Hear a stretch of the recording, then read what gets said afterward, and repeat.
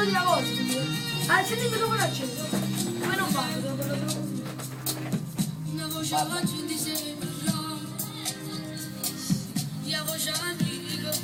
Mentre la voce era quella di Sasà Giordano, che si trova proprio qua in diretta con me stasera per sponsorizzare questo grande evento del 1° febbraio al Teatro San Francesco, super fantastica. E facciamo ascoltare un'altra bella canzone che ce l'ha richiesta proprio lui, però ha detto Sasi che prima di andare alla prossima vuole dire qualcosa. Di Sasi, vai. Allora, questo brano innanzitutto lo voglio dedicare a Valentino Palumbo. Un bacio a Valentino È il fratello. Palumbo. E un bacio forte al grande Giuseppe per una presa libertà, un bacio forte. Un bacio a tutti gli ospiti dello Stato, con una presta libertà, e salutiamo ancora per i proprietari di Radio Onda Verde. Sì, un bacio forte a Antoni, A Tony, a Uranio, a tutta la famiglia a Nano, Lanese, a Gino, un bacio forte a tutti, vai. a tutti quanti. Allora come si chiama Valentino? Valentino Palumbo. Tutta per te questa canzone, annuncialo tu il brano, vai Sasi. La voce di Vigolo, scritta da Gino Biondi, No. arrangiata dal grande maestro, Gianni Valentino. cita da Gianni Valentino, scusa. Un bacio a Jenny, un bacio a Jenny Valentino, ciao Jenny. un bacio a te. Arrangiata dal grande maestro Gigi De Falco. Vai. Ok, a voce di Vigla, la voce è quella di Sasà Giordano, vai.